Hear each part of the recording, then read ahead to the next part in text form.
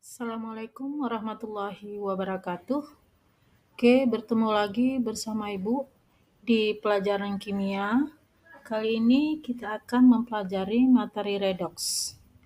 Baiklah, sebelum kita mempelajari materi redox, kita akan kembali mengingat materi redox di kelas 10.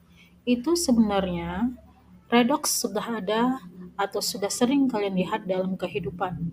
Misalnya pada perkaratan besi, pagar, atau seng rumah. Kemudian pada saat kita membelah buah apel atau kulit pisang yang menghitam lama-kelamaan, itu juga merupakan salah satu contoh redoks di dalam kehidupan kita sehari-hari. Baiklah, kita akan langsung memasuki materi kita, redoks di kelas 12 semester 1. Pertama kali kita harus mengetahui dulu tujuan pembelajaran kita apa. Baiklah, untuk materi kali ini yang akan Ibu tampilkan, redox ini akan mempunyai tujuan pembelajaran yaitu setelah mengamati tayangan video pembelajaran, maka siswa akan dapat mempelajari persamaan melengkapi persamaan redox dengan menggunakan cara setengah reaksi dengan penuh rasa ingin tahu.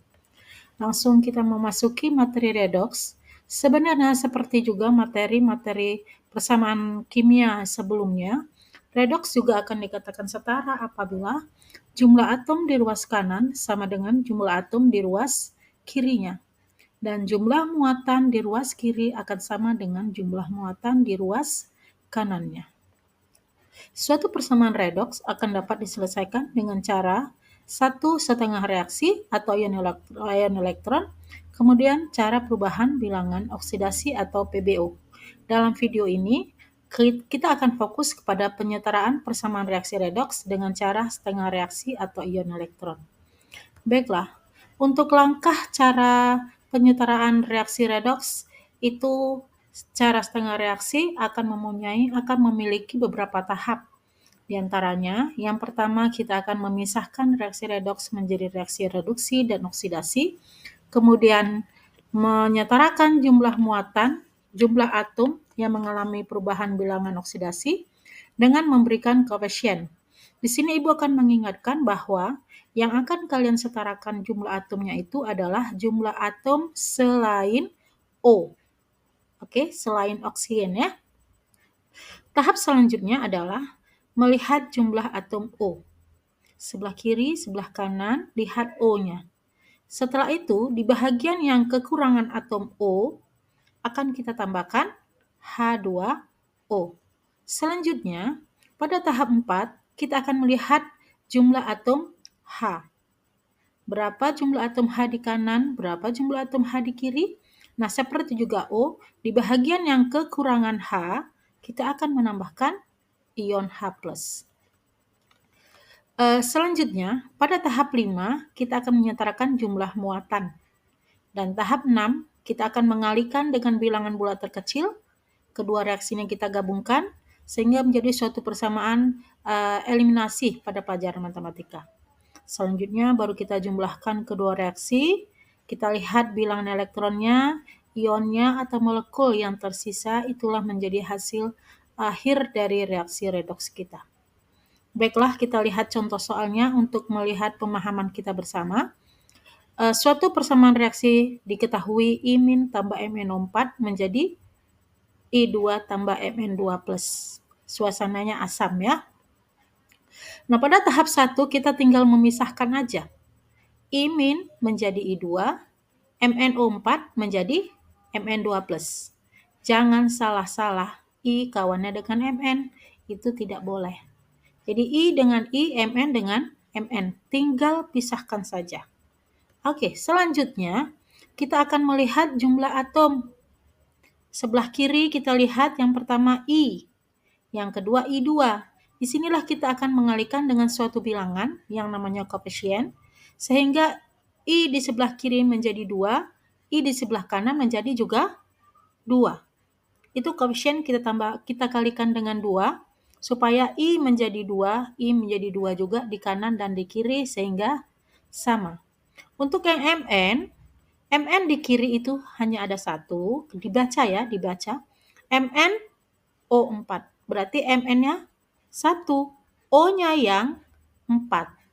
Oke, Mn di kiri 1, Mn di kanan juga sudah 1. Sehingga tidak perlu kita kalikan dengan bilangan tertentu atau koefisien tertentu.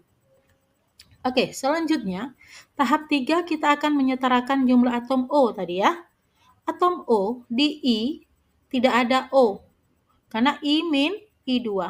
Tidak ada atom O bukan berarti kita juga harus menambahkan H2O. Jadi kalau tidak ada atom O, kita tidak perlu menambahkan H2O. Oke, jadi biarkan tulis kembali reaksi tahap 2 ke tahap 3 ini. Sedangkan di Mn, kita lihat di situ ada O4, Mn O4. Berarti di kiri ada 4 buah O. Sedangkan di kanan kita tidak punya O. Disitulah kita tambahkan H2O. 4. Kenapa? Karena O4 ada di kiri. Maka kita tambahkan 4 juga H2O-nya sehingga O di kiri 4, O di kanan juga akan jadi 4. Oke, selanjutnya setelah menyetarakan jumlah atom O adalah menyetarakan jumlah atom H. Sama seperti tadi, untuk I, dia tidak punya H2O, maka tidak perlu juga kita tambahkan H+. Oke. MnO4 tadi muncul 4H2O, ya kan? Maka di sini artinya ada 8 H. Dari mana? Dari 4 dikali 2 pada 4H2O ya. Maka akan muncul 8H+. Untuk menyamakan jumlah atom H yang sudah ada 8 di kanan, 4H2O, sehingga kita mendapatkan H+-nya sebanyak 8 di ruas sebelah kiri. Oke, selanjutnya adalah menghitung muatan. Menghitung muatan itu caranya adalah dengan mengalihkan muatan yang ada di atas dengan koefisien yang ada di depannya. Seperti 2I min. Min itu berarti 1 ya. Min 1 dikali 2 koefisiennya, sehingga min 2. Sedangkan di I2 sebelah kanan, dia tidak ada muatan plus minus. Artinya dia muatannya adalah 0. Maka 0 sama min 2 di sebelah kiri. Mana yang lebih besar? 0. Oke. Karena 0 yang lebih besar, maka kita akan menyamakan dengan min 2 yang ada di kiri. Maka 0 kurang 2. 0 kurang 2 ini hasilnya adalah min 2. Sehingga jumlah muatan di kiri sama dengan jumlah muatan di kanan. Nah, min 2 tadi artinya adalah menambahkan 2E atau 2 elektron ya. Oke, diingat jadi menambahkan E-nya itu adalah di bagian yang lebih tinggi, lebih banyak atau lebih besar. Sedangkan di sini MnO4 min, artinya min 1 karena nggak ada koefisien ya. 8H plus, berarti plus 1 dikali 8. Min 1 tambah 8 sama dengan plus 7. Oke, plus 7 di kiri, Mn2 plus, berarti plus 2. 4H2O, kembali H2O tidak ada muatan plus minus, artinya dia adalah 0. Plus 2 ditambah 0, artinya adalah plus 2. Nah, di kiri tadi ada plus 7, di kanan ini ada plus 2. Mana yang lebih tinggi? Plus 7. Maka, plus 7 ini akan kita kurangkan. Kurang berapa? Kurang 5. Kenapa kurang 5? Supaya plus 7 dikurang 5 sama dengan plus 2. Sehingga plus 2 di kiri sama dengan plus 2 di kanan jumlah muatannya ya. Nah, kurang 5 ini artinya adalah menambahkan 5 elektron. Oke, selanjutnya, tahap selanjutnya adalah dengan menggabungkan kedua reaksi tadi dengan kita lihat E. Patokannya adalah E, elektronnya berapa? Elektron di atas adalah 2, elektron di bawah adalah 5. Maka kita kali silang. 2 dikali 5, 5 dikali 2. Oke, itu patokannya di pelajaran matematika supaya dia bisa saling menghilangkan elektronnya ya. Oke, sehingga 5 dikali 2, 10I. 2 dikali MnO4, 2 MnO4. 2 dikali 8, H+, 16H+. 2 dikali 5E, 10E. 5 dikali I2, 5I2. bukan I2 2 kali 5 itu ya, bukan ya. Yang kita kalikan itu adalah koefisiennya. 5 dikali I2, 5I2. 5 dikali 2E, 10E. 2 dikali Mn2 plus, 2Mn2 plus. 2 dikali 4 H2O, 8 H2O. Kita lihat suatu reaksi kimia kita dikatakan setara apabila elektronnya saling berseberangan, H2O-nya saling berseberangan. Nanti ya, kalau ada soal yang lain, H plusnya juga akan saling berseberangan. Tiga itu akan saling berseberangan semua. Kalau kamu dapatkan E-nya atau H2O-nya atau H plusnya dalam satu sisi yang sama, misalnya di kanan semua atau di kiri semua, berarti pada tahap-tahap 1, 2, 3, 4, 5 tadi ada yang salah. Oke, kita lihat elektronnya dicoret. Syaratnya tadi adalah jumlah atomnya sama. Kita lihat, I ada 10. 5I2, artinya I-nya juga ada 10. 2Mn, berarti Mn ada 2. 2Mn, berarti Mn juga ada 2. 2MnO4, berarti O di situ ada 8. Dari 2 dikali 4 ya. Sedangkan 8H2O, artinya O-nya juga ada 8. H ada 16. 16H ya kan? Di sisi kanan 8H2. Berarti juga ada 16. Nah, syarat dari jumlah setara atom kiri dan kanan berarti terpenuhi. Ya kan? Kalau syarat muatan sama nggak di kanan dengan di kiri? 10I min, berarti min 10. 2MnO4 min, berarti min 2. Min 10, min 2, min 12. Min 12 ditambah 16. Dari mana 16? Ya, plus dikali 16, berarti 16. Min 10, min 2, plus 16, berarti jawabannya plus 4. Oke, kita lihat sebelah kanan. 5I2, nggak ada plus minus, berarti 0. 2Mn2 plus, berarti plus 4. 8H2O, berarti 0. Berarti jumlah di kiri dan di kanan sama-sama plus 4. Oke, jadi syarat redoks setara atom, setara jumlah muatan sudah terpenuhi pada reaksi ini, sehingga reaksi ini sudah benar. Oke, begitu ya untuk penyetaraan reaksi redoks pada suasana asam. Penyetaraan reaksi redoks pada suasana asam memang benar-benar harus kalian pahami supaya apa? Supaya pada penyetaraan reaksi redoks pada suasana basah menjadi lebih mudah. Oke, sekarang kita lanjut ke penyetaraan reaksi redoks suasana basah. Tahap 1 sama, dipisahkan. Tahap 2 sama, setarakan jumlah atom yang mengalami perubahan itu juga selain O. Oke, tahap 3 kita lihat jumlah atom O, tambahkan H2O. Masih sama ya dengan yang tadi. Tahap 4, nah di tahap 4 ini masih sama awalnya, kita menambahkan H plus untuk menyetarakan jumlah atom H. Tapi karena dia suasana basah, maka kita akan menambahkan OH-. Di mana tambahkan OH-nya? Tambahkan OH-nya di kanan dan di kiri. Seberapa banyak? Seberapa banyak jumlah atom H, segitulah kita akan menambahkan ion OH-nya.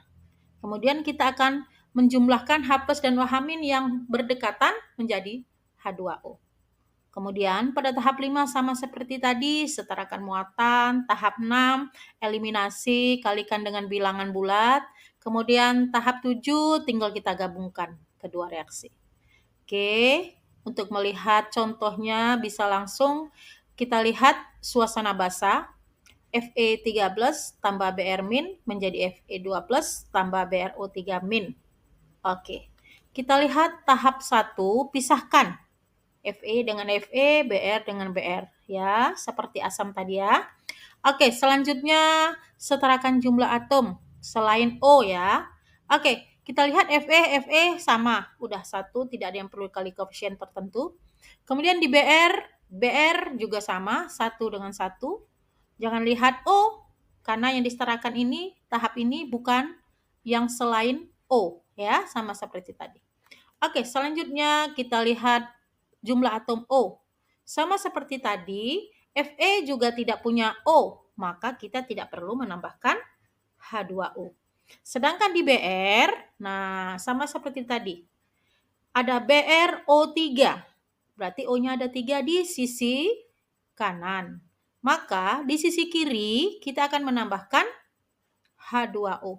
Berapa banyak? 3. Kenapa 3? Karena di sisi kanan O-nya sudah ada 3. Sehingga di sisi kiri kita akan menambahkan 3 H2O supaya jumlah atom O-nya menjadi sama.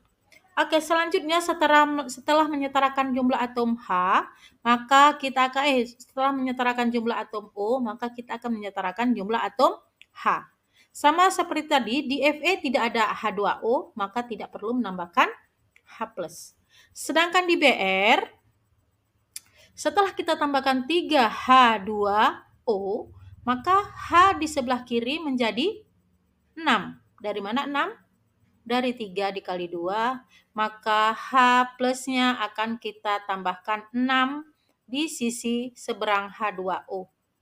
Oke, kalau menambahkan sesuatu itu pasti di sisi seberangnya, di sisi yang berlawanannya ya. Kalau kita sudah tadi seperti H2O tadi, O-nya di sebelah kanan udah ada, maka kita tambahkan ke kiri H2O-nya. Nah, di sini setelah H2O-nya di sebelah kiri, maka kita akan menambahkan H plusnya di sebelah kanan kiri gitu ya. Oke, 6H+. Kenapa 6? Karena dia 3 dikali 2. Selanjutnya, karena ini adalah asam, basah, maaf ya. Karena ini basah, maka seperti Ibu bilang tadi, setelah kita tambahkan 6H+, maka otomatis akan muncul OH-. Tadi OH-nya tambahkan di kanan dan di kiri, sama jumlahnya. Karena 6H+, 6 OH-, 6 OH- di kanan dan di kiri. Oke, nah seperti tadi Bu bilang juga, H+ dan OH- yang saling berdampingan itu akan menjadi H2O. 6H2O ya. Karena dia 6, maka H2O-nya juga adalah 6. Muncul 6H2O, sedangkan di kiri tadi ada 3H2O, maka kita kurangin H2O di kanan dan H2O di kiri. Mana yang lebih banyak? Yang di kanan. Maka yang di kiri habis. Yang di kanan tinggal berapa? Tinggal 3H2O. Oke, OH-nya muncul masih. Kalau OH yang di kanan tadi sudah habis ya. Oke, tahap selanjutnya adalah penyetaraan jumlah muatan. Fe3+, berarti plus 3. Oke, di sebelah kanan Fe2+, plus 2. Plus 3 dengan plus 2, maka lebih besar plus 3. Oke, kembali Ibu ingatkan, yang lebih besar itulah yang harus kita kurangin. Oke, kurang berapa? Kurang 1. Kenapa kurang 1? Supaya hasil akhirnya sama dengan yang sudah ada di kanan, plus 2 ya. Kurang 1 itu artinya 1E. Oke, selanjutnya Br min, berarti min 1. 6 OH min, berarti min 6. Min 1, min 6, berarti min 7. BrO3 min, berarti min 1. 3H2O, tidak ada muatan plus min, berarti 0. Min 1 dengan min 7. Maka yang lebih tinggi adalah min 1. Maka min 1 itu dikurangin berapa ya supaya min 7? Dikurangin min 6. Kurang min 6 ini artinya adalah tambahkan dengan 6E. Oke, begitu ya. Kalau tadi E-nya sudah di sebelah kiri, maka E yang satunya ini harus di sebelah kanan. Oke. Sekarang kita kalikan. Karena E yang menjadi patokan adalah 1 di atas 6 di bawah, maka yang di atas 6, yang di bawah 1. Tinggal kita eliminasi, kemudian menjadi 6 Fe3+, kemudian yang di bawah tetap karena dikali 1 ya, sama 6 Fe2+. E-nya kita coret, hasil akhir berarti 6 Fe3+, tambah Br min, tambah 6 OH min, menjadi 6 Fe2+, tambah BrO3 min, tambah 3H2O. Sekarang kita lihat jumlah Fe, 6 di kiri, 6 di kanan. Br, 1, O, 6. Sama kan? Oke. Jadi setelah ini kalian bisa selesaikan latihan soal yang sudah Ibu tampilkan dalam kelompok kalian masing-masing, suasana asam dan suasana basah. Pada akhirnya, kita bisa menyimpulkan bahwa pada penyetaraan reaksi redoks dipastikan bahwa jumlah atom dan jumlah muatannya sudah setara, kanan dan kiri. Kemudian penyetaraan reaksi redoks dapat dilakukan dengan dua cara, yaitu metode setengah reaksi dan perubahan bilangan oksidasi, tapi kali ini kita fokus kepada metode setengah reaksi. Terakhir, penyetaraan reaksi redoks dapat menggunakan setengah reaksi terdiri dari 7 langkah penyetaraan. Disesuaikan dengan suasananya, asam atau basa. Langkah asam dan basa ini ada sedikit berbedanya tadi ya. Oke, selanjutnya terima kasih. Kamu luar biasa karena kamu tidak menyerah. Tetap semangat untuk belajar ya. Oke, terima kasih. Bisa bertemu kembali di pertemuan selanjutnya. Thank you for attention. See you next time. Assalamualaikum warahmatullahi wabarakatuh.